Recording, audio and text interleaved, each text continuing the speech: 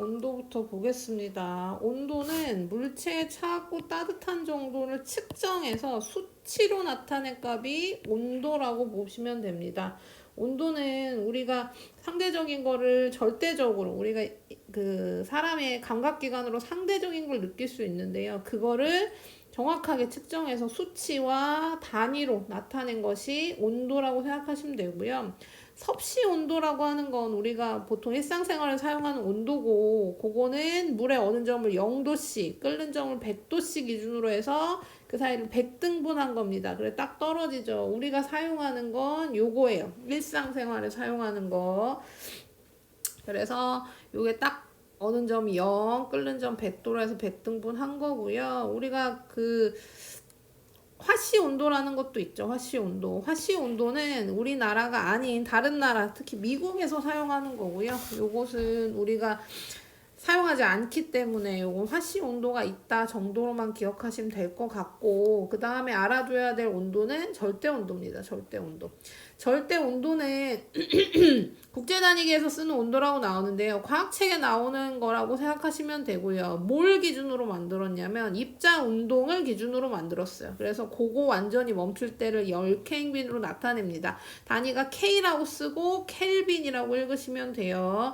그래서 0켈빈은 섭씨 영하 273도씨에 해당하고요. 그게 우리 최저 온도라고 생각하시면 돼요. 0켈빈이 우리가 하는 최저 온도다, 이렇게 생각하시면 되겠습니다. 자, 그래서 온도에 대한 거 기억하시고요. 그 다음에 이제 입자 운동을 같이 공부를 할 건데요. 입자 운동의 입자가 뭔지부터 알아야겠죠. 입자는 우리가 아직 우리 그 주기율표 배웠죠. 주기율표에서 주기율표 외운 게 원자예요, 원자.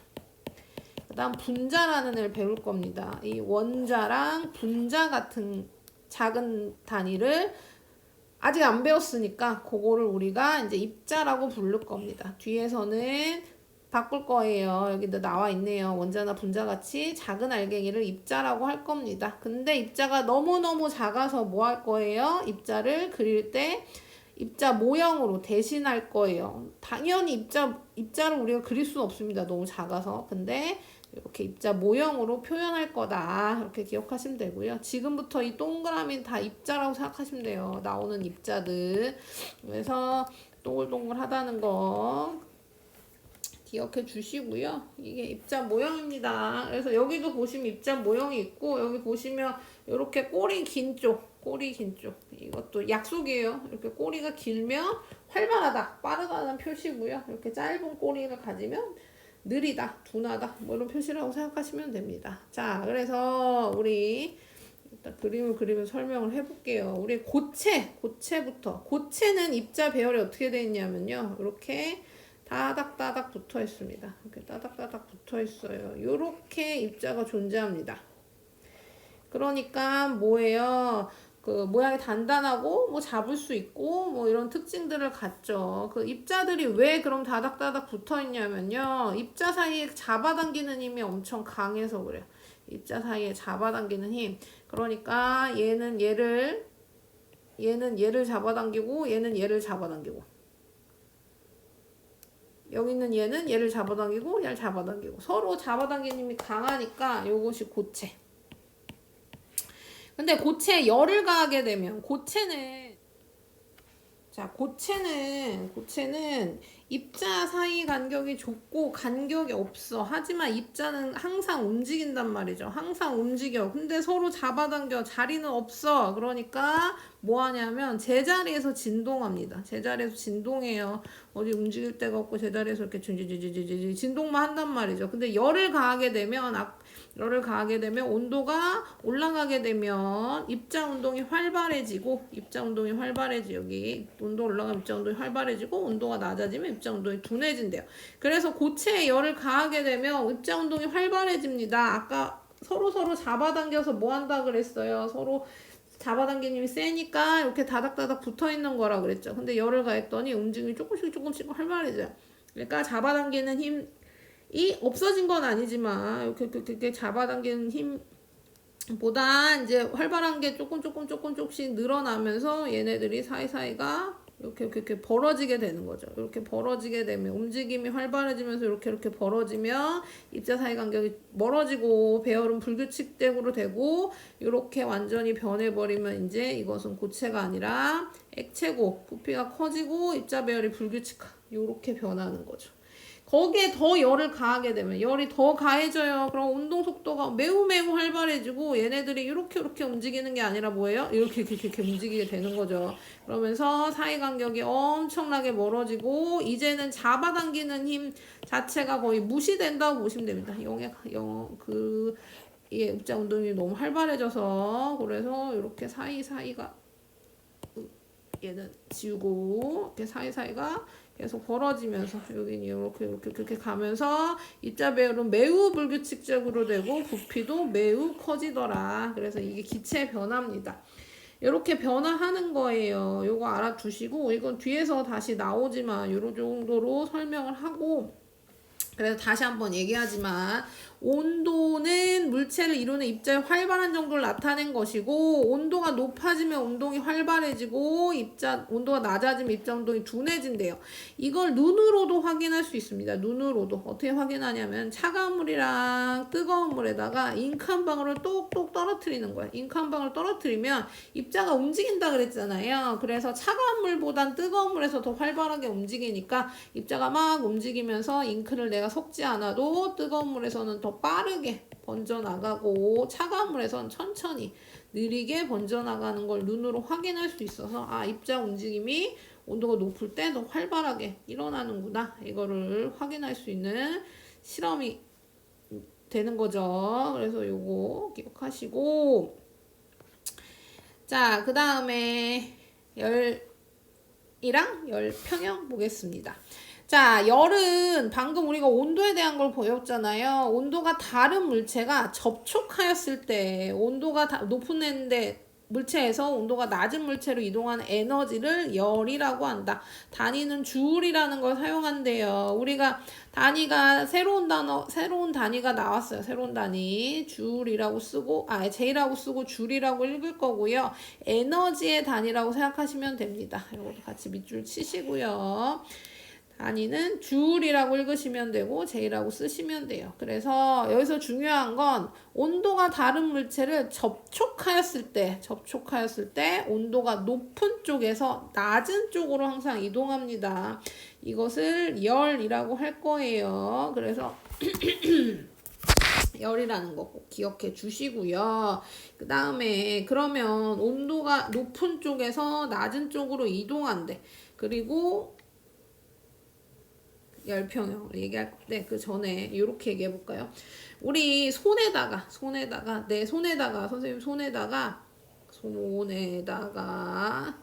얼음을 올려놓을 거예요. 얼음을 올려놓을 겁니다. 얼음을 이렇게 올려놓는다고 봅시다. 그러면 손에 얼음을 올려놨으니까 얼음이 슬슬 녹을 거란 말이죠.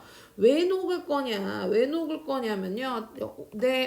여기 이거 다시 보면 온도가 다른 두 물체가 접촉했대요. 내 손이랑 얼음이랑 접촉했어 지금. 그쵸? 그랬더니 온도가 높은 쪽, 내 손에서 낮은 얼음 쪽으로 열이 이동할 겁니다.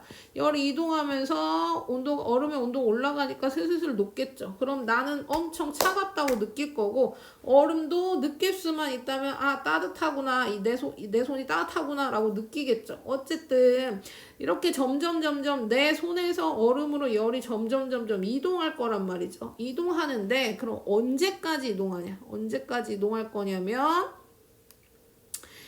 얼음이 다 녹을 때까지가 아니라 내 손이 얼음처럼 차가워질 때까지도 아니고요. 언제까지 이동할 거냐면 얼음이랑 내가 온도가 같아질 때까지 이동할 거고 그걸 열평형이라고 할 겁니다. 그래서 얼음이 녹겠죠. 얼음이 녹아서 내 손이랑 온도가 비슷해지면 멈출 겁니다. 그것을 열평형이라고 할 거예요. 그래서 열평 보겠습니다. 여기 지금 실험을 하나 하는데요. 실험을 여기서 하는데 요 그림 차가운 물이 담긴 열량계야. 지금 여기가 열량계라, 그러니까 밀폐된 거예요. 밀폐된 거. 왜 밀폐했냐면 지금 정확하게 열 측정하려고 밀폐했어요. 왜냐면 이런 열린 공간에서 실험을 하게 되면 열이 어디로도 나가요? 공기 중으로도 나갈 거 아니에요. 그래서 그걸 차단하고 실험하기 위해서 열량계를 쓰는 겁니다. 그러니까 완전 밀폐된 공간이라고 생각하시면 돼요. 차가운 물이 담긴 열량계에다가 뜨거운 물이 담긴 금속 컵을 넣은 거예요. 그리고 밀폐.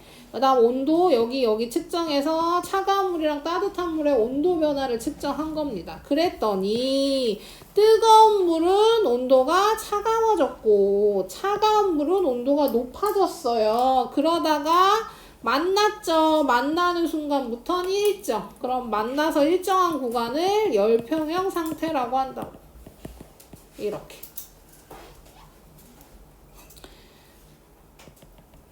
그리고 여기서 질문 하나 할게요. 생각해봐요. 어려운 건 아닙니다. 자, 지금 보시면 딱 봐도 지금 중간에서 만난 게 아니라 뜨거운 물과 찬물, 이것도 중간이 아니네.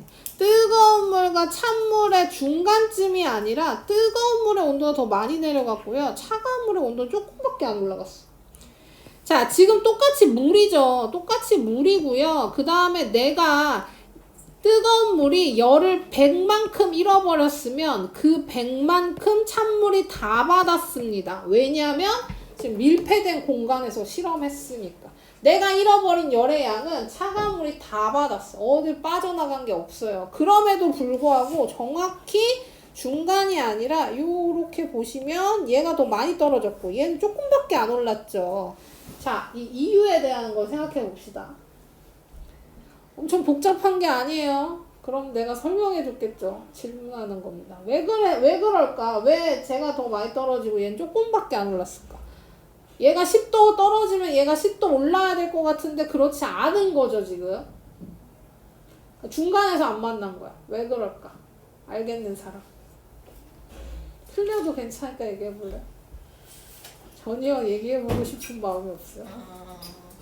얘기해볼래요?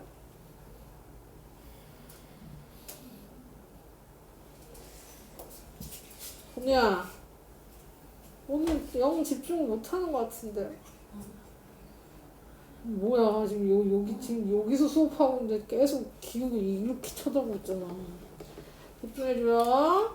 자, 지금 왜 이렇게 차이가 나냐면요. 양 때문에 그렇습니다. 양 때문에. 지금 물의 양이 똑같지 않기 때문에 그래요. 그러면 누가 더 많을까요? 뜨거운 물이랑 찬물 중에 누가 더 많을까요? 차가운 물. 차가운 물이 더 많습니다. 차가운 물이 더 많아서 똑같은 열이 이동했는데 얘가 온도가 조금밖에 안 오른 거야. 만약에 뜨거운 물과 차가운 물의 온도가 똑같았으면 아마 중간에서 만났을 거예요. 그것도 뭐 변수가 여러 개 있긴 하지만 그렇게 보시고 그 다음에 또 볼까요? 얘도 똑같은 내용입니다. 온도가 다른 두 물체가 접촉했을 때 열의 이동. 아까도 얘기했지만 열은 무조건 온도가 높은 데서 낮은 곳으로 이동합니다. 그래서 온도가 높은 애는 온도가 낮아지고 온도가 낮은 애는 온도가 높아져요. 그러면 어떻게 되는 거예요? 온도가 원래 높았던 애는 온도가 낮아지니까 입자운동이 점점 둔해지는 거고, 그쵸? 그 다음에 온도가 낮은 애는 온도가 열을 받아서 온도가 높아지니까 활발해집니다. 그래서 결국 얘도 같아져요. 온도가 높은 애는 둔해지고 온도가 낮은 애는 활발해지면서 결국 열평 상태에서는 움직임이 비슷하다는 얘기지. 그쵸? 같은 물일 경우에.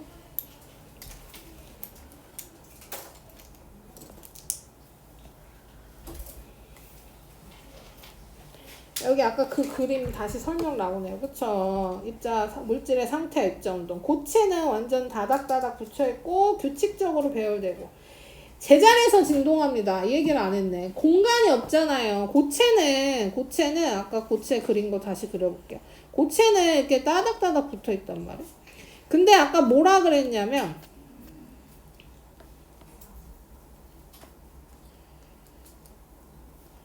얘기 안 했네.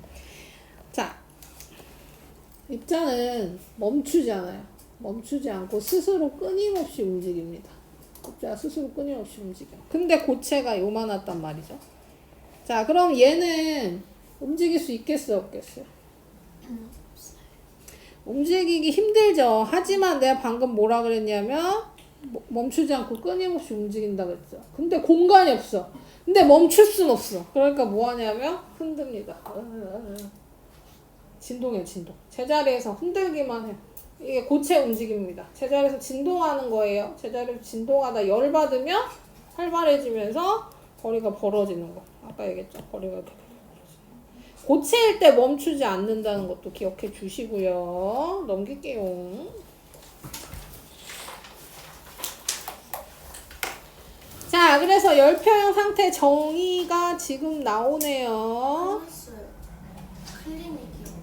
숙제 답지요. 숙제 다 했어? 거의 틀린 것만 붙이면 되는 거 아니에요? 숙제 안 한 것도 하라니까. 그 한 장이요? 숙제도 받아요. 자, 열평형 상태 보겠습니다. 요거 밑줄 칠게요. 접촉하여 온도가 같아져 두 물체가 변하지 않는 상태 열평형. 여기 처음부터 치야겠네요. 온도가 서로 다른 물체가 접촉하여. 접촉 중요합니다. 접촉.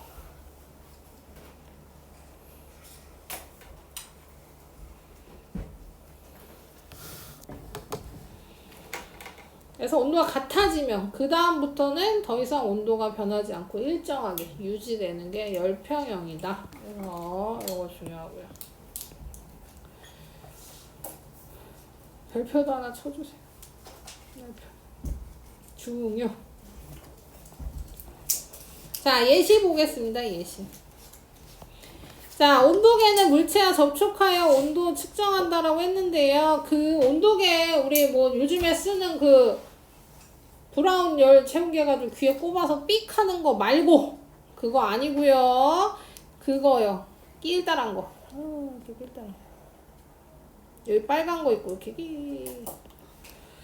그림. 자, 이렇게 생긴 애던가 이렇게 생긴 애던가 아니면 체온계 중에 입에 물어서 재는 체온계 있잖아요. 뭐 그런 거라던가 이런 것들은 그러니까 접촉해야만 온도 측정하는 걸 열평형 이용하는 겁니다. 내가 입에다 체온계를 물었어요. 그래서 걔는 바로 안 돼. 그 삑하는 온도계는요. 꽂고 누르면 삑하고 나오잖아요. 접촉식은 그렇게 안 됩니다. 입에 물고 있으면 내 입안의 온도와 체온계 온도가 같아지면 그러니까 체온계가 온도가 쭉 올라가다 멈춰서 열평형 상태가 된 걸 인지하면 그때 삐삐삐삐 거려. 그럼 그거 꺼내서 보면 내 체온을 측정할 수 있는 거죠.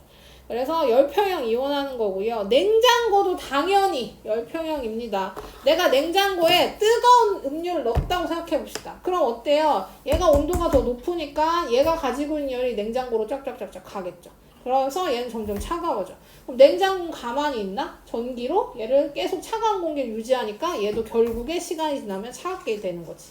그게 열평형.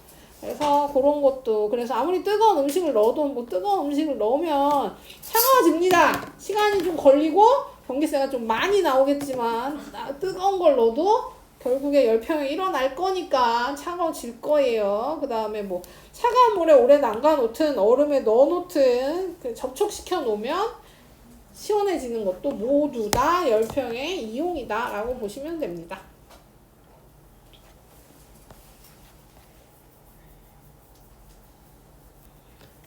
자, 우리 이제 뭐 배울 거냐면요. 열의 이동 방법에 대해서 배울 거고요. 세 가지가 있습니다. 첫 번째가 전도고요. 전도는 물체를 이루는 입자의 운동이 이웃한 입자의 차례로 전달되어 열이 이동하는 방법으로 여기 고체라고 써주세요. 고체에 해당하는 열의 이동 방법입니다. 그래서 고체에 해당한다는 거 그리고 이웃한 입자에만 전달된다는 거 요거 기억해 주시고요.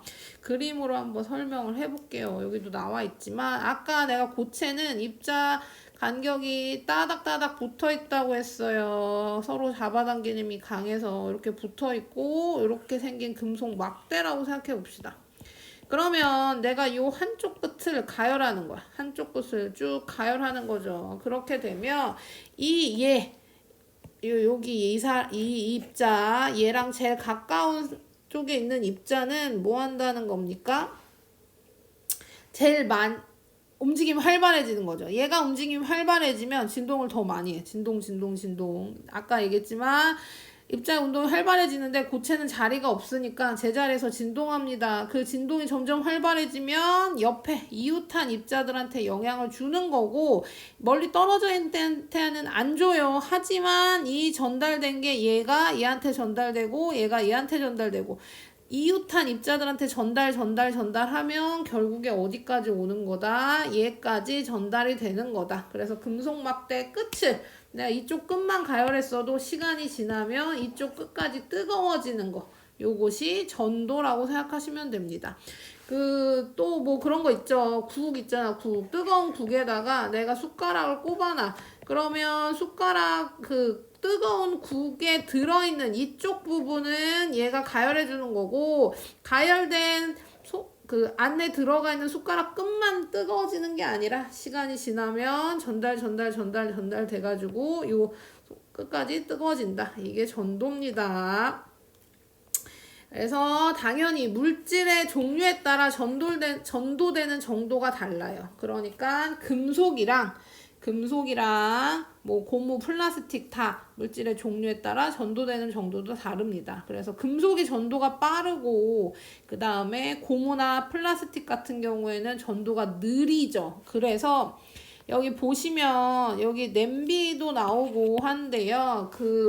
요리하는 도구들, 그러니까 냄비니 후라이팬이니 뭐 이런 애들은 가열하는 음식이 닿는 부분은 당연히 전도가 빨리 되는 금속으로 만들고, 그 다음에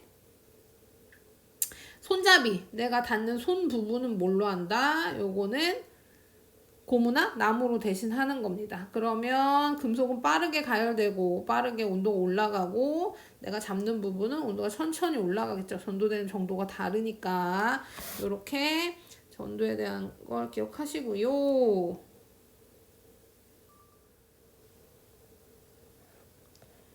자, 그 다음에 대류도 보겠습니다.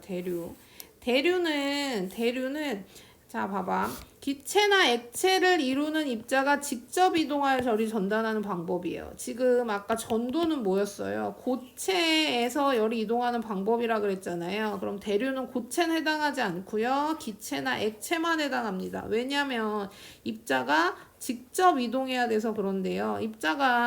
고체는 직접 이동할 수가 없어요. 이렇게 따닥따닥 붙어 있는데 여기 있던 얘가 얘가 직접 가열됐다고 해서 얘가 이쪽으로 이동할 수 있는 게 아니란 말이죠. 그런데 대류는 기체나 액체를 이루고 있는 입자가 직접 이동하면서 열을 전달하는 방법이 될 겁니다. 그래서 보시면 자, 대류의 대표적인 게 뭐냐면요. 대표적인 게 뭐 생각하시면 되냐면 일단 그려서 설명을 해볼까요? 냄비에 물을 담아서 끓일 거야. 냄비가 이렇게 있고 냄비에 물을 담아요. 그리고 물 한쪽 끝을 요렇게 가열할 겁니다. 요렇게 가열하면 어떤 일이 생기냐면 여기가 제일 뜨거워지겠죠. 요 부분이 제일 온도가 뜨겁고 그 다음에 반대쪽 제일 불이랑 먼 쪽 요쪽이 제일 차가울 겁니다. 얘가 뜨겁고 얘가 차가워요. 그럼 뜨거운 공기는 위로 올라가고 차가운 공기는 아래로 내려올 겁니다. 이게 왜 그러냐면 우리가 아직 배우지 않은 밀도라고 하는 애 때문인데요. 밀도가 차가우면 커지고 뜨거우면 작아져요. 그래서 밀도가 작으면 뜨고 밀도가 크면 가라앉습니다. 요거 기억하세요. 밀도는 단위 부피당 질량이에요. 그래서 부피분의 질량으로 구하시면 되고요. 이렇게 구하시면 되고 우리는 요거는 아직 안 배웠으니까 요것만 기억해 주시면 됩니다. 밀도가 작으면 떠오르고 밀도가 크면 가라앉습니다.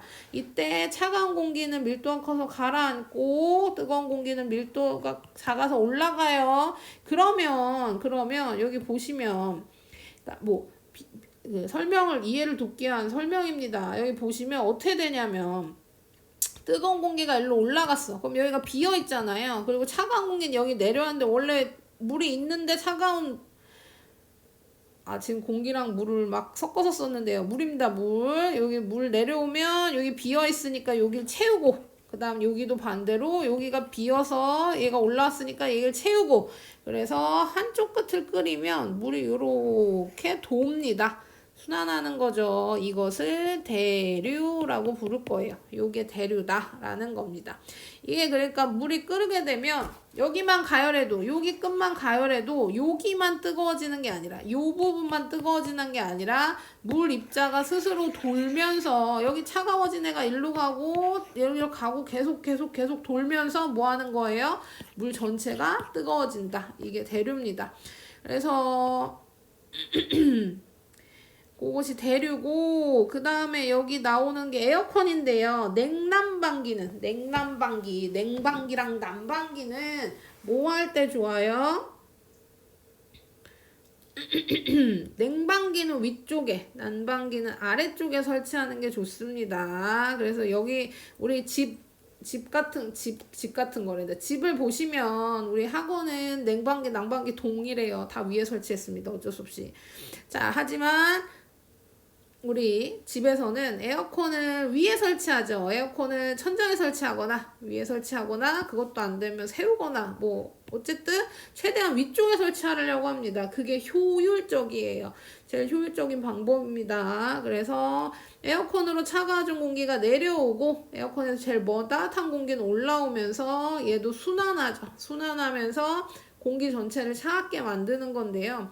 이때 아래쪽에 설치하면 굉장히 비효율적이에요. 차가운 공기가, 에어컨을 아래 설치하면 차가운 공기가 밑에 깔리면서 순환이 잘 안 돼. 그리고 차오를 때까지 우리가 시원하다고 못 느끼는 겁니다. 그래서 아래다, 에어컨을 아래 설치하는 방법은 X입니다. X. 그 다음에 그래서 냉방기는 위에 설치하는 게 효율적이고요. 그 다음 난방기 있죠. 난방기는 우리 집에서 바닥 난방을 설치하죠. 바닥 난방을 설치하면 따뜻해진 공기 다시 또 위로 올라가고, 여기 바닥에서 제일 먼 차가운 공기는 내려오면서 또 순환하면서 알아서 돌아가면서 골고루 따뜻하게 재는 거고, 요것도 그래서 바닥에 설치하는 게 가장 효율적이다. 이렇게 생각하시면 되겠습니다. 그래서 뭐 여기 설명 다 나오죠. 방 위쪽에 에어컨 설치하면 방 전체가 시원해지고, 물을 데울 때 냄비의 바닥 부분만 가열해도 물 전체가 고루 데워진다. 지금 내가 여기는 한쪽 끝만 가열하는 거 했는데요. 뭐 예를 들어서 그 라면 끓이는 거 생각해 봅시다. 라면 끓일 때 물을 넣고요. 끓여. 우리가 보통 가운데가 데펴지죠. 이러면 우리가 물이 막 바글바글 끓면서 물이 순환하는 게 보이지 않는데요. 내가 지금 라면이라 그랬잖아요. 그러니까 건더기스프 넣으면 여기 따뜻해진 물이 위로 올라가고, 여기서 제일 먼 쪽, 이쪽이랑 이쪽이 내려오면서 이렇게 돕니다. 여기 도는 방향이 좀 다르죠. 여기 끝만 가열할 때랑 그 다음에 중앙을 가열할 때 조금 달라요. 어쨌든 건더기스프를 넣으면 건더기스프가 돌아가는 게 우리가 눈으로 확인할 수 있어요. 그래서 나중에 라면 끓일 때 한번 대류도 눈으로 확인해 보시고, 그 다음에 나오는 게 복사죠. 복사는 딱 하나 생각하시면 됩니다. 제일 쉬운 게 있죠. 뭐냐면 복사 에너지야. 무슨 복사 에너지? 태양 복사 에너지. 태양이 뭐예요? 지구에서 엄청 멀잖아요. 태양이 지구에서 엄청 먼데 그거를 뭐 하는 거예요? 지구까지 올 수 있는 이유는 열이 냅다 지구로 날아오기 때문입니다. 물론 태양이 지구를 향해 열을 쏴주는 게 아니고요. 우주 전체로 열을 방출하고 있습니다. 그 중에 일부가 방향이 지구 방향으로 오는 애가 마침 지구로 날아오는 거죠. 그래서 화살이라고 생각하시면 됩니다. 복사는 화살 같다고 생각하시면 돼요. 그래서 복사는 열이 물질의 도움 없이, 전혀 없이 직접 열이 이동하는 방법이고, 물질을 통하지 않기 때문에 우주에서도 되는 거예요. 태양에서 태양이랑 지구랑 붙어있지 않으니까 전도로는 열이 전달되지 않고요. 그 다음에 태양이랑 지구 사이에는 공기가 없기 때문에 당연히 대류도 일어나지 않습니다. 그러니까 복사 형태가 아니고는 태양에서 먼 지구까지 열이 전달되는 방법이 없어요. 그리고 열이 전달되지 않았으면 우리 생명체도 살 수 없었겠죠. 그래서 열이 직접 이동하는 방법, 다른 거 해당하지 않고 직접 이동하는 방법을 복사라고 합니다. 복사는 태양뿐만 아니라 열을 가지고, 그러니까 온도를 가지고 있는 애들은 다 복사열을 방출해요. 근데 태양이 온도가 너무 높으니까 그 에너지가 되게 큰 거고요. 그래서 그늘보다 햇볕이 더 따뜻한 건요, 태양 복사 에너지가 전달되기 때문에 그렇습니다. 얘는 직접 전달되고 그늘이 막혀 있으면, 아니 이거 우산이에요. 우산에 막혀 있으면 이거 한번 막히면서 태양 복사 에너지를 한번 막아주기 때문에 훨씬 더 시원하게 느껴지는 거죠. 난로 가까이 있으면 따뜻한 것도요, 복사로 빡 하고 왔기 때문이야. 자, 그래서 무슨 얘기를 할 거냐면요. 자, 봐봐. 여기에 교실이라고 합시다. 이 교실에 불을 피워요. 피워요. 불을 막 피우면 불 옆에 내가 서 있어. 엄청 뜨겁겠죠. 이 엄청 뜨거운 거를 살짝 가리면, 책으로 가렸다 봅시다. 얼굴만 이렇게 가리면 뭐 하는 거예요? 여기로는 복사가 안 와. 복사가 화살처럼 날라오는 거라 그랬잖아요. 그래서 종이로 막아도 이게 날라오지 못해요. 그러면 뭐예요? 이렇게 막는 건 복사고요. 그 다음에 근데 시간이 지나면 어떻게 되냐면, 내가 여기 불을 피웠으니까 따뜻해진 공기는 올라가고 차가워진 공기는 내려오고 돌면서 공기 자체가 후끈후끈 할 거란 말이에요. 그럼 이 공기는 대류에게 따뜻해질 거고, 그 다음에 복사는 근처에 가야 돼요. 근처에 가야지 전달되는 방법이다라고 생각하시면 되고요. 그걸로 이용해서 열화상 카메라도 촬영할 수 있어요. 여기 보시면 지금 구리 막대, 알루미늄 막대, 유리 막대가 있고 똑같이 가열합니다. 똑같이 가열하는데 뭐 하는 거예요? 열화상 카메라로 찍으면 그 전달되는 속도가 바로바로 찍히게 됩니다. 그래서 구리가 전도로 전달되는 속도가 더 빠르고 유리는 좀 느리죠. 그래서 여기 보시면 구리 막대는 요 끝까지 다 전달이 됩니다. 빠르게. 유리가 요만큼밖에 전달 안 될 때. 그래서 요거는 전도고, 지금 요건 전도죠. 내가 끝을 가열했더니 시간이 지났더니 전달돼가지고 요렇게 물질마다 전도의 정도는 다르지만 다 전도가 됐어요. 근데 이 열화상 카메라로 촬영한 이 사진은 복사 이용해서 찍은 거라고 생각합니다. 복사열 방출되는 걸 카메라로 찍은 거예요. 그래서 이렇게 전도대를 복사 기억하시면 되고, 자, 이것도 있는데, 이 실험이 있는데, 오른쪽에 보시면 이게 무슨 실험이냐면, 뜨거운 물이 담긴 삼각 플라스크랑 차가운 물이 담긴 삼각 플라스크를 이렇게 세워서 이렇게 맞물려 놓은 거죠. 그 다음에 칸막이가 있어요. 칸막이가 놓고 이렇게 맞물려 놓은 건데, 그 중간에 칸막이를 샥 뺄 거야. 그러면 어떻게 된다? 뜨거운 물이 올라가고 차가운 물이 내려오는 게 보인다는 겁니다. 처음부터 막 섞이는 게 아니라 뜨거운 물이랑 차가운 물이랑 섞인 그 상태에서 뜨거운 물이 위로 올라가고 차가운 물이 내려가는 게 보여요. 시간이 지나면 어차피 섞이긴 하겠지만 처음에 이렇게 움직이는 게 눈으로 보이는 실험.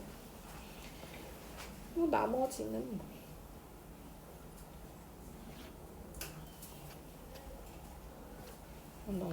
자, 그래서 복사열을 열로 이용해서 만든 게 하나 더 있어요. 여기 안 나오는데 열화상 카메라입니다.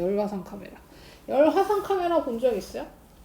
그 복사는 태양만 열을 그렇게 전달하는 게 아닐까. 뜨거운 애만 복사열을 방출하는 게 아니라 차가운 애도 방출해요. 그러니까 열이 있으면 다 방출하는 거야. 그러니까 우리도 방출하고. 우리도 열이 있잖아요. 온도가 있잖아요. 그러니까 나도 복사열을 방출하고 지구도 방출하고. 그걸 측정하는 게 열화상 카메라입니다. 열화상 카메라요.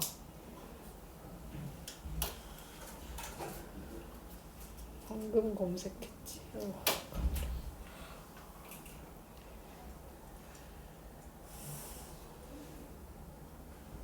이런 거 있잖아요. 이런 게 열화상 카메라예요. 강아지다. 강아지. 열화상 카메라. 그래서 온도 높은 애는 빨간색 쪽으로, 그다음 온도 차가운 건 파란색 쪽으로 찍히는 거죠. 왜냐하면 온도를 가진 애들이 다 열을 방출하기 때문에. 그래서 코로나 시절에 온도 잴 때도 한 명씩 잴 수 없을 시절에는 이렇게 찍어서 온도 측정했고, 여기 보시면 이거 왜 여기만 파래요? 지금 아이스크림 먹어서 그래. 아이스크림 먹으니까 입 주변이 파랗지. 그 수족냉증 가진 사람 찍으면 여기 손끝만 파랍니다. 열이 안 나서. 자, 이런 것도 다 복사열 측정한 거예요. 측정한 기계를 쓴 거죠, 그러니까. 그래서 이것도 복사에 대한 예시가 될 수 있다. 그런 얘기입니다. 그 다음 요것도 볼게요. 아, 여기 열화상 카메라에 나오네. 자, 이거는 지금 뭐 한 거냐면 전도되는 정도 다른 거 얘기하는 건데요. 구리막대, 알루미늄 막대, 유리 막대를 이렇게 고정시켜 놓은 다음에 똑같이 가열한 거죠. 알코올 램프로 똑같이 가열했고, 그걸 열화상 카메라로 찍었더니 뭐 하는 거예요? 구리막대가 훨씬 제일 빠르게 열이 전달됐고, 그 다음 유리막대가 제일 열이 천천히 전달됐다. 그래서 전달되는 정도가 물질마다 다르다. 이렇게 하는 경우도 있고요. 여기다가 그 옛날에는 뭐 했냐면 열화상 카메라로 안 찍고요. 촌농을 이렇게 붙여. 촌농에다가 속량을 이렇게 하나씩 붙여 놓습니다. 그래서 누가 더 빨리 떨어지냐, 이걸로 연 전달하는 거, 이런 것도 했었어요. 자, 그래서 그 실험이 엄청 이제 과학 문제를 풀다 보면 지금 최대한 많은 실험을 제가 설명은 해드리겠지만 내가 배운 실험만 나오진 않아요. 특히나 우리 문제집은 다 대충 비슷비슷한 유형의 실험들이 나오게 됩니다. 그래서 뭐 그것도 그런데요. 어쨌든 학교 시험에서는 완전 새로운 실험이 나올 수도 있어요. 왜냐면 학교 선생님이 생각해서 내시면 완전 새로운 실험이 나올 수도 있고, 문제집 풀다가도 당연히 가세요. 당연히 뭐예요? 이거랑 같이요. 그래요.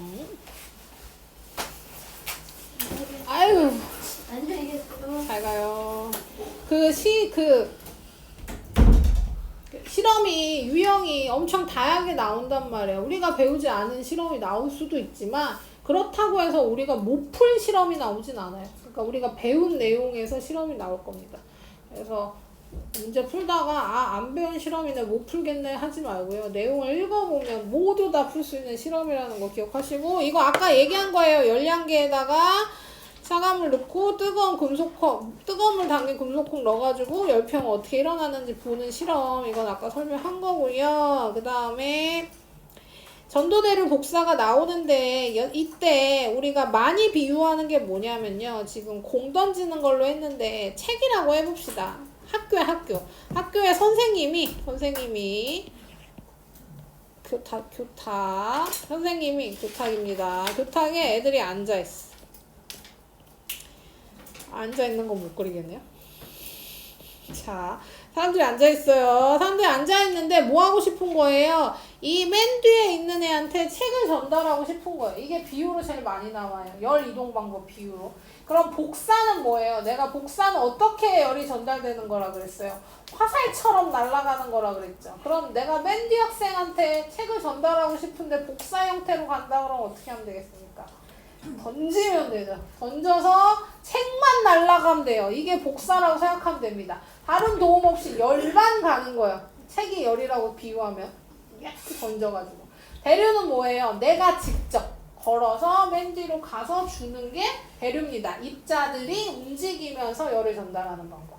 그럼 전도는 뭐예요? 전도는 포인트가 접촉했을 때만이라 그랬잖아요. 그래서 처음 맨 앞에 여기 맨 앞에 앉아있는 이 학생부터 전달해가지고 맨 뒤까지 가면 그게 전도랑 비유하는 겁니다. 여기도 나오죠.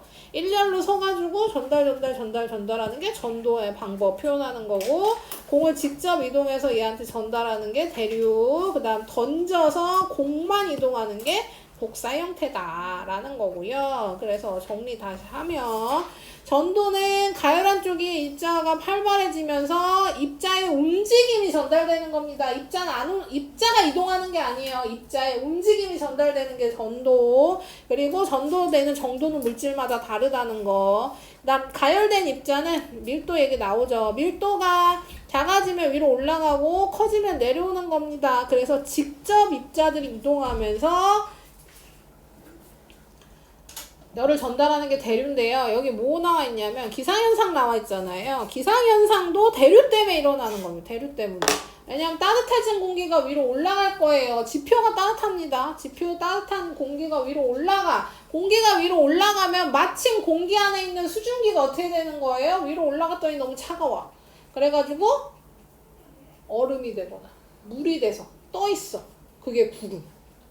공기 중에 수증기가 위로 갔더니 차가워져서 얼음이나 물이 돼서 떠 있는 게 구름. 그게 무거워져서 떨어지는 게 눈, 비. 그러니까 대류 때문에 기상현상이 일어나는 거야. 따뜻해진 공기가 위로 올라가는 것 때문에 구름이 생기는 거고, 그래서 비가 내리고 눈이 내리는 기상현상이 일어난다라는 건데요. 우리나라는 대부분 눈이 내립니다. 무슨 얘기인지 알아요? 저 구름이 다 얼음알갱이에요. 처음엔 다 눈이야. 근데 여름엔 너무 더우니까 내리다 녹아서 떨어지는 게 비고요. 그 다음에 겨울엔 당연히 그대로 떨어지는 게 눈이에요. 기본이 그렇습니다. 완전 한여름은 아닐 수도 있는데 열대지방은 달라요. 열대지방은 저 위에서도 얼음이 아니고 물이에요. 그래서 그냥 떨어지는 게 비입니다. 당연히 눈 안 만들어지겠죠. 그래서 열대지방의 비는요, 떨어진 게 안 차가워. 우리나라는 비 맞으면 차갑다고 느끼거든요. 차가워. 왜냐면 저기서 얼어있던 게 녹은 거니까. 우린 대부분의 비가 차갑습니다. 근데 열대지방에서는 비가 안 차가워. 따뜻해. 이제 나중에 비 맞아보면 느낄 거예요. 생각하면서 맞아보세요.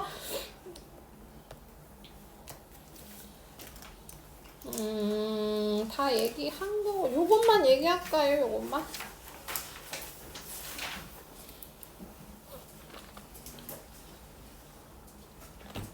뭐 이거 뒤에서 할 거니까 자세히는 안 하고요. 그냥 알고만 있으세요. 우리가 뭐라 그랬어요? 따뜻해진 공기 위로 올라가고 차가운 공기 내려온다 그랬잖아요. 그러면 지구도 어디가 제일 따뜻해요? 이 가운데 적도 부분이 제일 따뜻합니다. 태양열을 가장 많이 받아서. 그래서 여기 공기는 위로 올라가요. 따뜻해진 공기 위로 올라가죠. 그럼 상대적으로 추운 부분이 어디예요? 북극이랑 남극은 내려가요. 그럼 돌죠. 돌아. 여기도 돌아. 자, 이렇게 돕니다. 그러니까 얘는 이렇게 돌고 얘는 이렇게 도는 거지. 근데 이렇게 실제로 이렇게 돌진 않아요. 이게 이렇게 도는 대류가 운동 이렇게 일어나는 게 기본인데요. 실제 지구는 여기 보시면 엄청 복잡하게 돈단 말이에요. 왜 그러냐면요. 자전에서 그렇습니다. 자전에서. 만약에 지구가 자전하지 않고 멈춰 있었다면 지금 내가 설명한 대로 적도 부근은 공기가 올라가고 극지방은 내려가면서 이렇게 크게 대류가 일어날 거예요. 근데 지구가 도니까 그 위에 있는 공기가 휘어지는 거야. 휘어지면서 이렇게 휘면서 공기 대류가 세 개의 층으로 나뉘어집니다. 그래서 우리나라는 기본 바람이 부는 거. 이렇게. 이쪽으로. 그걸 뭐라 그러냐면 편서풍이라고 합니다. 들어봤어요? 서풍이면 뭐냐면요. 서쪽에서 부는 바람이에요. 그러니까 우리가 중국의 황사, 미세먼지가 중국에서 온다고 맨날 얘기하잖아요. 그게 이 바람 때문에 그래요. 이 바람 타고 맨날 중국에서 뭐가 날라오는 거죠.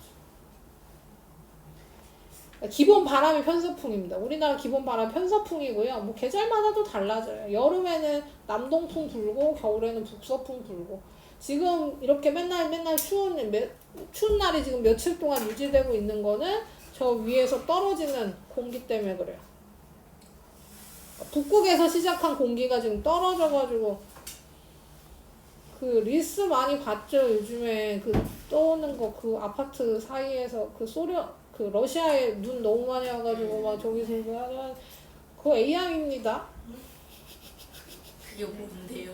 몰라? 그거 엄청 떠들던데? AI가 아니라 그러니까 진짜 눈이 많이 온 건 맞는데요. 그 영상 있잖아요. 아파트 사이에 눈이 이렇게 쌓여가지고 여기서 눈썰매 타는 그 영상은 AI라. 눈이 막 2m까지 오긴 했어요. 눈이 진짜 많이 오긴 했는데 그 눈 많이 온 영상들 중에 AI가 섞여 있어. 잘 봐야 돼. 자, 어쨌든 그 공기가 지금 우리나라로 계속 우리나라로 빠져나가면서 계속 우리나라도 추운 거야. 북극에서 시작한 게 러시아 타고 이렇게 쭉 우리나라 오는 거죠. 그래서 겨울에 맨날 추운 겁니다. 지구 온난화인데 맨날 춥다 그러잖아요. 그게 중국이란다. 북극발 그 한파 공기가 쭉 우리나라로 빠져나가요. 그리고 우리나라가 추운 이유가 뭐냐면요. 바람이 많이 불어서 그렇습니다. 바람이. 자, 그 얘기 나중에 또 하고요. 그래서 이렇게 대류 때문에 지구의 공기도 이렇게 돌아서 바람이 분다. 뭐 이 정도만 기억해 주세요. 자, 그 다음에 이제 96조, 98조까지 홀수만 풀겠습니다. 자, 답 1번부터 맞춰보겠습니다. 우리 1번 보시면 컵에 담아 상온에 물을 더했더니 입자의 운동이 그림과 같이 가에서 나로 이렇게 변했대요. 이때 여기 꼬리 긴 쪽이 뭐냐면 온도가 높은 쪽이고 활발하게 움직이고 있는 거고요. 꼬리가 짧은 쪽이 당연히 온도가 낮고 둔하게 움직이는 거다라고 생각하시면 됩니다. 그리고 이제 문제 볼게요. 여기 보시면 물의 온도가 높아졌대. 우리 지금 뭐예요? 온도가 입자의 움직임이 활발한 쪽에서 둔한 쪽으로 했으니까 높아진 게 아니라 낮아졌고요. 물에서 공기로 열이 이동했습니다. 지금 보시면 얘가 둔해진 이유는 공기 쪽으로 열이 이동했기 때문에 둔해지게 된 거죠. 그래서 요건 맞고, 컵 안 입자의 개수가 증가했대요. 요건 여기 나와요. 컵 밖으로 입자 이동 없습니다. 입자 이동 없기 때문에 요거 아니고, 컵 안에 입자 운동 활발해졌다. 요것도 둔해졌기 때문에 틀렸고, 입자 운동이 변하는 동안 물은 열평형 상태이다. 변하고 있는 입자 운동이 변했다는 얘기는 열평형 상태 아니란 얘기입니다. 변한 게 멈추면 그때 열평형 상태가 되는 거겠죠. 그래서 옳은 거 2번이고요. 그다음 3번 보시면 3번은 간단하죠. C에서 B로 열이 이동했대요. 그럼 C가 B보다 온도가 높은 거고요. A에서 C로 이동했다는 얘기는 A가 더 높은 거고요. D에서 A로 이동했다는 건 D가 온도가 더 높다는 겁니다. 이제 이걸 한꺼번에 묶으면 A가 온도가 낮아요. 그리고 C보다는 높아요. 근데 C는 B보다 높아요. 이렇게 나열할 수 있겠죠. 그러면 제일 높은 거 D, 제일 낮은 건 B니까 옳게 짝지은 건 4번 이렇게 푸시면 되고요. 5번도 보겠습니다. 5번 그래프 보니까 A에 B를 접촉시켜서 온도 변화를 나타냈으니까 A가 온도가 높고 B가 낮아요. 열은 여기서 A에서 B 쪽으로 이동할 거예요. 2분일 때 B는 열을 얻는다.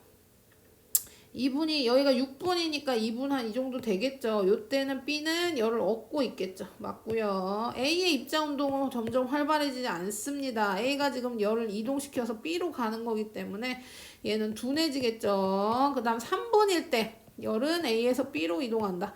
3분일 때 열은 A에서 B로 이동할 거고, 6분 이후는 열평형 상태 맞고요. 열평형 상태는 온도 30도 유지한다. 이것도 맞네요. 그래서 옳지 않은 건 2번이 되겠습니다.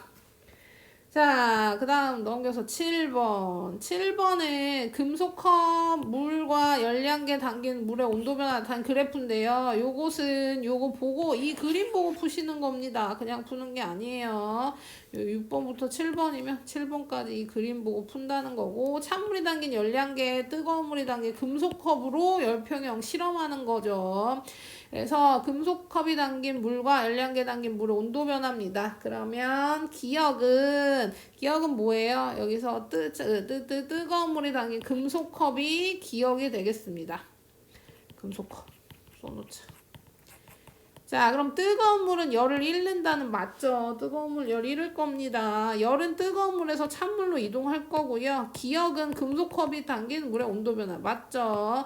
차가운 물의 온도 변화보다 뜨거운 물의 온도 변화 크다. 요렇게 보시면 됩니다. 여기 보시면 뜨거운 물의 온도는 이렇게 내려왔고 차가운 물의 온도는 올라왔는데 얘는 마이너스 30도 내려갔고 얘는 플러스 20도 올라갔어요. 그러면 찬물의 온도 변화가 뜨거운 물의 온도 변화보다 작다는 거지요.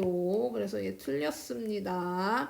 그 다음에 10분 후 10분이 되면 열평형이 일어났죠. 열평형이 일어나면 활발한 정도가 같아집니다. 온도가 높았던 애는 둔해지고 온도가 낮았던 애는 활발해지면서 결국 얘가 같게 된다라는 겁니다. 그래서 옳지 않은 건 4번이 되는 거고요.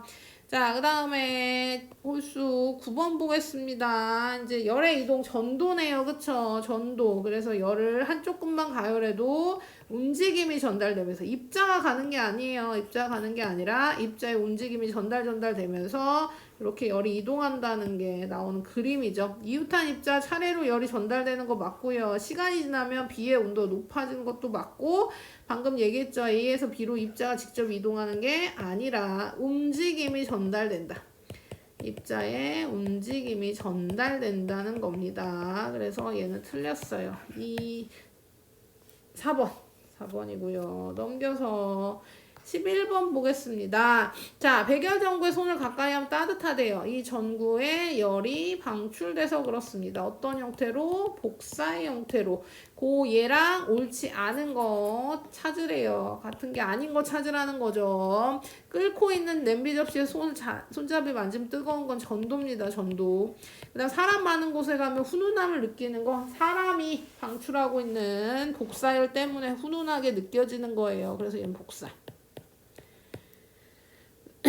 자, 그늘보다 햇볕 아래에서 빨래가 잘 마르는 것도 화로 옆에 손을 가까이 가면 따뜻함을 느끼는 것도 낮 동안 태양열 에너지에 의해 지구 기온이 올라가는 것도 모두 다 복사에 대한 설명이고 옳지 않은 건 전도인 1번이 되겠습니다.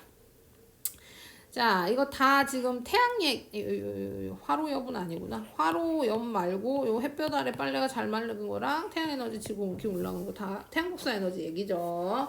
그래서 이렇게 11번 설명했고요. 그 다음 13번.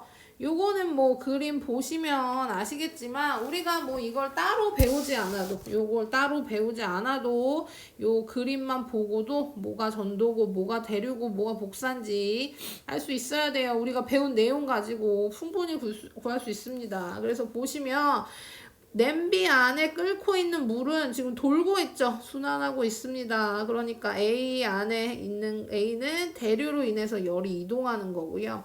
그 다음 B는 뭐예요? 금속 막대를 불에다가 꼽았죠. 불쏘시개인가 봐요. 그러면 여기만 가열되는 게 아니라 에너지, 그러니까 입자의 운동에 움직임이 전달돼가지고 열이 이동한다. 전도죠, 전도. 그래서 장갑 끼고 있나 봐요. 그 다음에 C는 불에 가까이 손을 대면 뜨겁게 느껴진다는 건 복사의 형태로 느껴지는 겁니다. 닿지 않아도 느낄 수 있는 거죠. 그래서 A가 대류, B가 전도, C가 복사해서 3번이 되겠습니다.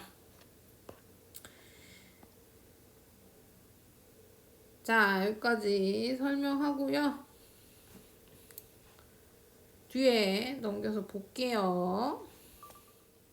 자, 그 다음에 요거는 이제 책에 없는데 요거는 한번 설명하기 위해서 화면에 띄워봤어요. 단열입니다.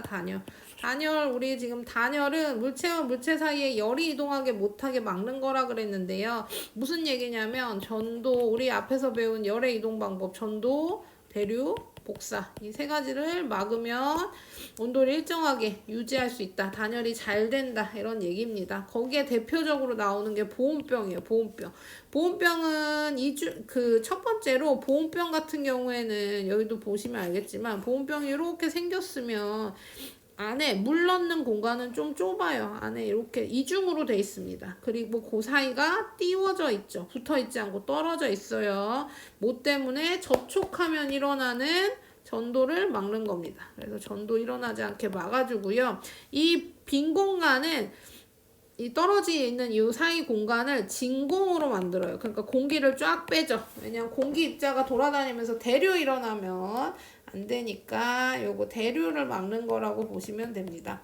그 다음 이제 복사도 막아야겠죠. 복사를 막는 방법은 요 끝에 요 사이를 은도금해요. 은도금. 내부를 은도금합니다. 은도금을 하면 어떤 일이 생긴다고 생각하면 되냐면 거울이 된다고 생각하시면 돼요.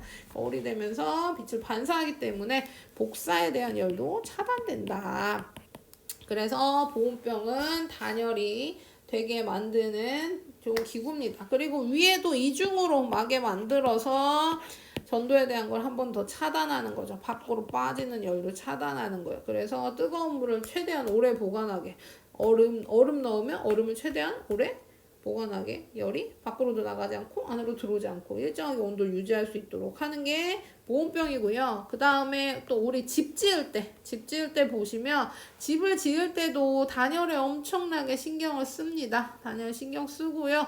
여기 보시면 여기 일단 집을 지을 때 벽이랑 벽 사이를 그냥 짓는 게 아니라 그 안에 단열재를 넣어서, 스타이로폼이라고 하는데요. 꼭 스타이로폼 아니어도 단열재를 넣어서 벽과 벽 사이에 공기층을 넣는다고 생각하시면 돼요. 공기층을 넣어서 공기가 전도에 의한 열을 차단하면서 이렇게 되는 거고요. 그 다음에 창도 되게 중요합니다. 창. 우리가 그 집에서 보시면 그 거실이나 이런데 거실이나 방이나 어쨌든 바깥쪽에 있는 창은 보통 두 겹으로 해놓죠. 그 두 겹으로 해놓은 게 이중창이 아니라요. 여기서 얘기한 이중창은 유리와 유리 한 창을 유리랑 유리를 두 겹으로 하는 걸 이중창이라고 합니다. 그리고 이 안에 공기층을 넣어놓는 거예요. 그래서 전도에 의한 열도 차단하고 그 다음에 삼중창도 있어요. 삼중창. 그러면 유리 공기 유리 이런 식으로 해서 전도에 의한 열을 최대한 차단하는 거죠. 뭐 단독주택, 그 아파트 말고 단독주택은요 추위에 더 약하다고 해요. 그러면 3중창 아니라 5중창까지도 한다고 들었어요. 어쨌든 얘 창을 사이를 띄우는 겁니다. 일단 유리창과 유리창 사이를 띄우고 공기를 넣는데요. 공기도 뭐 하는 거예요? 당연히 진공 상태일 때도 열 차단하지만 우리가 공기층이 많으면 또 단열이 잘 돼요. 우리가 그래서 패딩 같은 거 입으면 공기층을 많이 포함하고 있는 솜털을 넣어서 단열을 한다거나 아니면 추울 때 두꺼운 곳 하나 입는 것보다는 얇은 옷 여러 겹을 겹쳐서 여러 얇은 옷 사이사이에 공기층을 채워놓으면 열의 이동을 막아준다고 합니다. 그런 걸 이용하는 게 이중창, 삼중창인 거죠. 그 집의 단열은 진짜 중요해요. 우리나라는 특히나 중요하죠. 우리나라 왜 중요하냐면요. 여름과 겨울이 다 있기 때문입니다. 그래서 여름에는 밖에가 너무 덥고 우리 안에는 냉방을 할 거 아니에요. 그러면 바깥쪽에 있는 열이 안으로 들어오지 않게 단열해 주는 거고요. 겨울에는 어때요? 겨울에는 우리는 난방을 할 거죠. 냉방이 아니라 난방을 할 거고 밖에는 너무 추워. 그럼 뭐 해야 돼요? 열이 바깥으로 빠져나가는 걸 막아야 돼요. 그래서 안에서 밖에서 들어오는 열도 차단, 안에서 밖으로 나가는 열도 차단. 그래서 들어오지도 않고 나가지도 않게 잘 단열을 하며 여름에 시원하고 겨울에는 따뜻한 집을 할 수 있는 거죠. 그래서 우리 단열이 굉장히 중요합니다. 그래서 요거 설명하려고 요거 한번 폈고요. 이제 다시 책으로 돌아갈게요. 그래서 하여튼 책을 보시면 우리 뭐 할 거냐면요. 이제 비열과 열팽창 할 겁니다. 102쪽에 비열과 열팽창 보시면 여기 뭐가 나오냐면요. 우리 이제 비열을 배울 건데 그 비열 하기 전에 열량이라는 걸 공부할 거예요. 열량은 온도가 다른 두 물체 사이에 온도 차에 이동한 열의 양이야. 우리 열 할 때 똑같은 거 배웠죠. 열은 온도가 높은 쪽에서 낮은 곳으로 이동한다.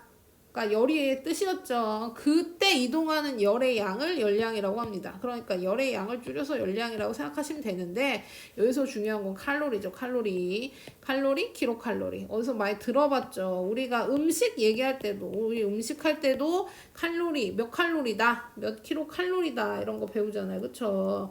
그런 것처럼 칼로리, 킬로칼로리가 나오게 됩니다. 요거 또 봅시다. 우리 그 음식을 먹으면 왜 음식의 단위도 칼로리가 됐냐면요. 우리 가공식품들에는 꼭 우리 이걸 쓰기로 정해졌습니다. 그래서 열량 음식 얘기부터 해볼게요. 우리가 밥을 먹으면 에너지가 나와요. 그러니까 영양소랑 산소를 만나게 하면 에너지가 생깁니다. 에너지가 생기면서 이산탄소랑 물도 생겨요. 그럼 이 영양소랑 산소는 어디서 왔냐? 얘는 당연히 밥 먹고 소화시키면 영양소를 얻는 거고요. 여기 우리 숨 쉬면 산소 얻는 거죠. 그리고 밥을 먹고 숨을 쉬어서 산소를 얻으면 뭐 한다는 겁니까? 에너지가 만들어진다는 거예요. 근데 이 에너지가 어떤 형태로 만들어지냐면 열 에너지 형태로 만들어집니다. 그러니까 음식물을 먹으면 열 에너지가 발생해요. 그래서 이 발생하는 열 에너지를 미리 계산해서 써준 게 우리가 음식에 써있는 킬로칼로리인 겁니다. 이렇게 생각하면 돼요. 1kcal는 물 1kg의 온도를 1도씨 높이는 데 필요한 열량인데요. 그걸 기준으로 음식에도 칼로리를 다 매겨놓은 거죠. 그래서 우리가 먹는 제로 칼로리, 제로 코카콜라, 제로 이런 제로 음료들도 완전 0은 아닙니다. 우리 완전 0인 건 물만 있다고 생각하시면 되고요. 그런 음료수들은 완전 0은 아니고 기준이 있어요. 법이 있어요. 한 정해진 양당, 100g당 4kcal가 넘지 않으면 0으로 취급한다. 이렇게 알고 있어요. 그래서 그런데 어쨌든 우리가 영양소랑 산소 이용해서 열에너지 이 앞에서 배웠습니다. 기억이 나시는지 모르겠지만 요걸 어디서 배웠냐면 이게 세포호흡이고 세포호흡이 일어나는 곳을 앞에서 배웠어요. 그것이 세포할 때 배웠죠. 마이토콘드리아라고 하는 곳에서 일어납니다. 그러니까 세포에 있는 마이토콘드리아 안에서 이 작용이 쭉 일어나게 되는 겁니다. 그래서 영양소, 산소를 혈액을 통해 공급받으면 이렇게 열심히 화학 반응이 일어나서 열에너지가 만들어지는 거고요. 이 열에너지 만들어지니까 아까도 얘기했지 영양소는 칼로리, 킬로칼로리를 단위로 쓰는 거고요. 쓸 때 탄수화물, 단백질, 지방만 에너지를 만듭니다. 우리 물 아까도 얘기했지만 물은 0칼로리고요. 에너지 못 만들어요. 물 아무리 먹어도 배만 부르지 힘이 나진 않습니다. 우리 이 에너지로 살아가는 거니까요. 그래서 이 열에너지가 제일 많이 쓰이는 데가 체온유지야, 체온유지. 체온유지 하는데 많이 쓰이고요. 우리 체온이 떨어지면 안 되니까요. 그 다음에 그 다음 체온유지가 제일 첫 번째로 쓰이고요. 그 다음에 이제 우리 말하고 생각하고 움직이고 모든 에너지가 이 에너지로 사용됩니다. 잘하는 것도 당연히 여기 해당하는 거고요. 그래서 이렇게 하는 거고 그 열량이 우리가 먹는 영양소의 열량과 같다는 거 이것도 기억해 주시고 그 다음에 단위가 칼로리랑 킬로칼로리가 있다는 거 이것도 기억해 두시면 될 것 같아요. 그리고 비열을 볼까요? 비열이요, 비열. 비열에는 별표를 3개쯤 합시다. 중요해요. 오늘 배우는 것 중에 제일 중요한 게 비열. 비열은 정의 자체를 암기하실 거예요. 그러니까 이렇게 얘기하는 거죠. 서준아, 비열이 뭐예요? 라고 하면 이거 쭈르륵 얘기할 수 있어야 돼요. 어떤 거지? 1kg의 온도를 1도씩 높이는 데 필요한 열량이요. 별로 길진 않습니다. 여기서 중요한 게 뭐냐면요. 양이 정해져 있다는 게 굉장히 중요합니다. 그냥 1도씨 높이는 게 아니라 어떤 물질을 1kg이라고 정해놓고 얘기한 거야. 그러니까 모든 물질, 같은 물질이면 비열이 다 같아요. 그럴 수밖에 없죠. 똑같은 1kg이니까. 그러니까 물의 비열은 1이야. 물의 비열이 1이야. 이게 기준입니다. 물은 조금만 물이든 많은 물이든 어디 담겨있는 물이든 물의 비열은 다 1인 거예요. 그러니까 같은 물질이면 다 값이 같아요. 그래서 비열이 뭐냐 물어봤을 때 어떤 물질 1kg의 온도를 1도씨 높이는데 필요한 열량이라는 걸 대답할 수 있어야 됩니다. 나중에 물어볼 거예요. 네. 수업하다 물어볼 거예요. 자, 그 다음에 단위는 안 외우셔도 돼요. 근데 단위가 굉장히 복잡하죠. 단위는 안 외울 건데요. 뭘 외울 거냐면요.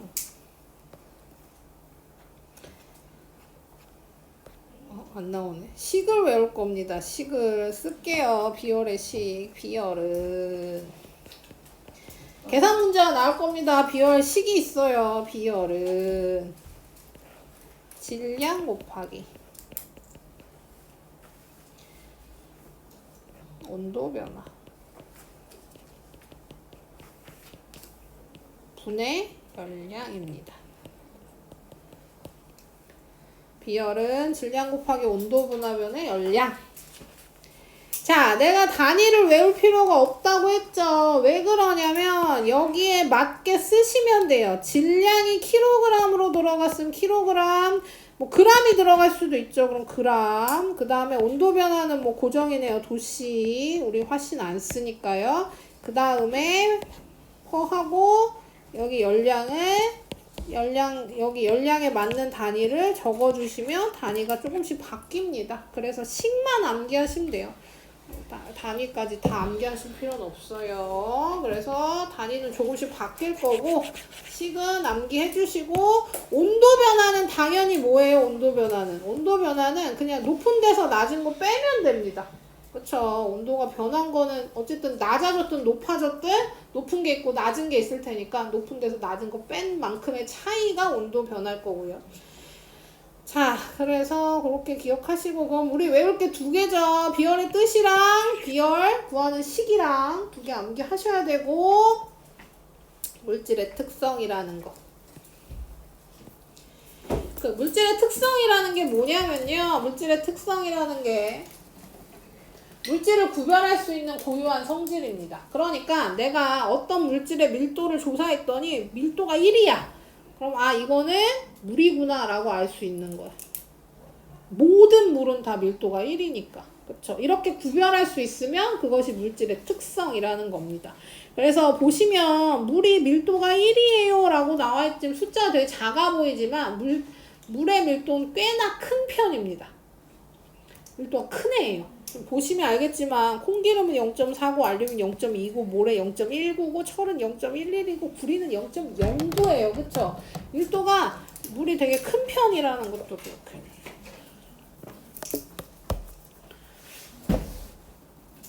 자, 봐봐. 잘 들어봐요.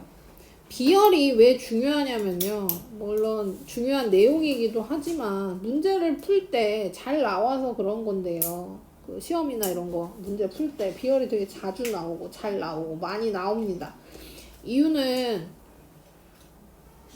헷갈려서 눈에 많이 틀리니까 그런 이유도 있어. 물론 중요해서도 있지만 비열이 왜 헷갈리냐면요. 이제 봐봐. 비열은 뭐예요? 1kg 정해져 있어요. 1kg을 1도씨 올리는데 필요한 열량이라 그랬죠. 그러면 비열이 큰 거랑 작은 거 얘기해 봅시다.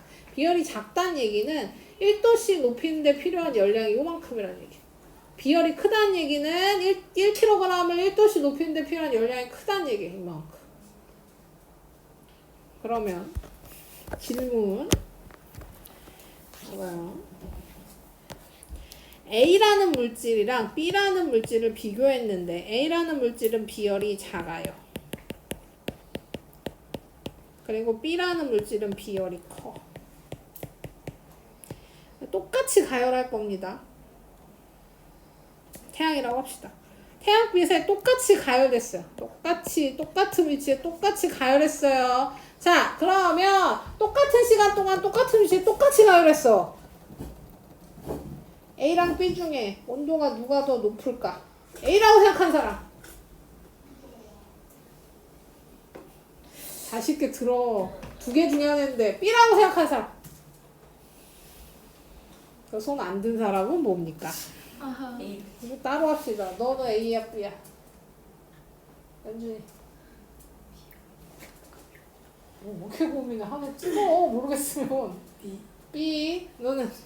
아 뭐예요? 지금 과학 시간에 뭐 하는 거예요? 속으로 해. 나한테 뭐 얘기하지 말고. 자 봐봐. 설명을 해볼게요. 자, 다시 한번 얘기합니다. 비열이 크단 얘기는 뭐예요? 1도씨 높이는데 필요한 열이 이만큼 필요한 거예요. 비열이 작단 얘기는 1도씨 필요한 열이 요만큼만 필요하다는 겁니다. 얘는 이만큼 열을 받아야 온도가 올라갈 거고요. A는 요만큼만 받아도 올라가는 거예요. 그러면 똑같은 열을 가했을 때 얘가 더 빠르게 온도가 오르게 되는 거예요. 얘는 더 많이 가열해서 열이 이만큼 차야 온도가 올라가는 겁니다. 그래서 물이 밀도가 크다 그랬잖아요. 그러니까 물은 온도가 많이 안 올라가요. 떨어지지도 잘 않고. 그래서 우리도 온도가 빠르게 올라가고 빠르게 떨어지지 않는 겁니다. 왜냐하면 우리는 우리 몸 구성 중 제일 많은 게 물이니까요. 우리 몸의 구성품이라고 하면 이상하네. 구성 요소 중에 물이 제일 많아요. 물이 보통 대략 70% 정도 얘기하죠. 뭐 책마다 다릅니다. 약이니까. 70. 아니 67. 아, 뭐 어쨌든. 뭐 그 정도. 그러면 물이 여기서 찰랑찰랑 있는 건 아니고요. 혈액의 형태 이렇게 있는 건 아니고 혈액의 형태로 돌죠. 어쨌든 우리 몸에 물이 많기 때문에 비열이 큰 물이 많기 때문에 지금 밖에 나가도 살아 계시는 겁니다. 지금 우리 몸에 비열이 작았으면 영하 10도 내 갔으면 바로 사망. 그러니까 개구리나 이런 애들 겨울잠 자는 이유가 뭐예요? 걔네들은 그 비열이 작아서 차가운 곳에 가면 바로 자기도 차가워지는 거야. 그게 변온동물 아니겠습니까? 근데 우리는 몸에 몸에 물이 많으니까 여름에도 저희 막 39도까지 올라간 우리나라에서 밖에 나가면 바로 죽어요.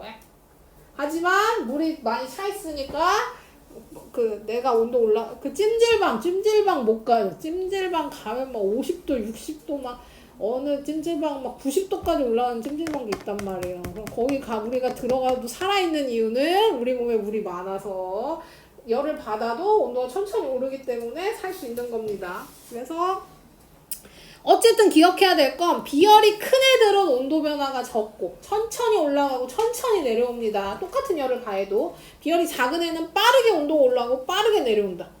꼭 기억하세요. 다음 주에 다 물어볼 거야. 네? 다음 주에 이어서 연결해서 할 거니까요. 근데 그럼 비열은 시험에 나와요, 안 나와요? 오늘 시험에는 안 나와요. 하지만 다음 주에 수업 시간에 물어볼 겁니다. 뭐 물어볼 거야? 아까 처음부터 얘기한 거 비열의 뜻, 그다음 비열 공식 이런 거 다 물어볼 거니까 복습을 해야 대답을 할 수 있겠죠. 그 얘기가 이제 여기 나오는 얘기입니다. 자, 봐봐. 물체 온도 변화에 영향을 주는 요인. 그래서 온도 변화는 비열에 반비례한다는 얘기입니다. 반비례.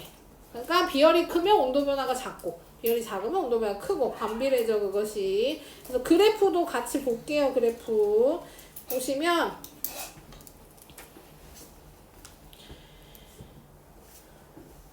자, 똑같은 온도에서 똑같이 가열을 한 겁니다. 여기 써 있어요. 같은 질량의 서로 다른 물질에 똑같은 열량을 가했어. 그리고 그래프의 온도가 똑같죠. 처음 온도가 똑같죠. 똑같이 가열하면 비열이 큰 물질은 온도가 천천히 오르고 비열이 작은 물질이 더 빠르게 올라가면서 온도 변화가 훨씬 크죠. 그래서 이런 얘기가 나오는 겁니다. 온도 변화는 비열에 반비례한다. 비열이 작으면 똑같은 열을 가하더라도 더 빠르게 온도가 올라가고 비열이 크면 열을 가해도 온도가 천천히 올라가게 되는 겁니다.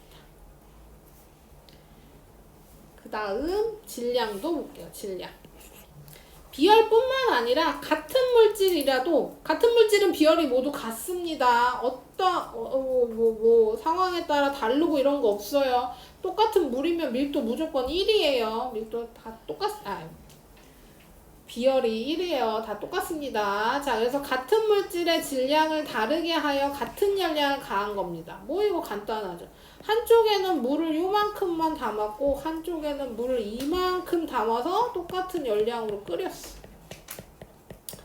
자, 그럼 똑같은 물이니까 비율이 똑같단 말이에요. 그럼에도 불구하고 양이 많으면 온도가 천천히 오를 거고요. 양이 적으면 빠르게 오를 겁니다. 여기서 중요한 건요, 온도 변화의 속도가 다른 거지. 물이 많은 쪽은 더 높은 온도에서 끓고 물이 적은 쪽은 낮은 온도에서 끓는 건 아니에요. 무조건 다 100도에서 끓습니다. 100도씨. 100도씨가 기준이니까. 100도씨에서 끓는데 얘는 100도씨까지 도달하는 시간이 빨라지는 거고 얘는 도달하는 시간이 느려지는 거야. 그래서 질량이 큰 물질은 온도 변화가 작고 질량이 작은 물질은 온도 변화가 크더라. 그래서 얘도 반비례한다는 겁니다. 질량이 많으면 온도 변화가 작고 질량이 적으면 온도 변화가 크고. 그래서 열량의 단위도 나오는데요.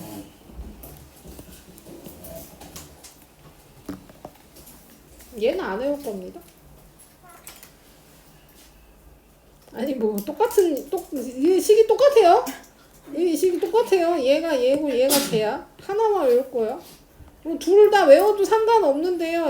식이 똑같아요. 봐봐, 여기서 보시면 열량 구하는 공식이 뭐예요? 비열의 얘네를 분모를 뭐 한 거예요? 이항한 거예요. 이항하면 똑같아져.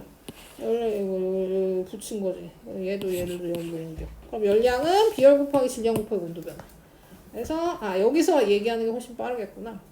우리 비열 공식이 뭐였어요? 질량 곱하기 온도 변화분의 열량이었잖아요. 그러니까 얘가 1로 이항한 거. 그래서 분모로 들어간 거지. 수학 시간에 이항하는 거 배웠죠?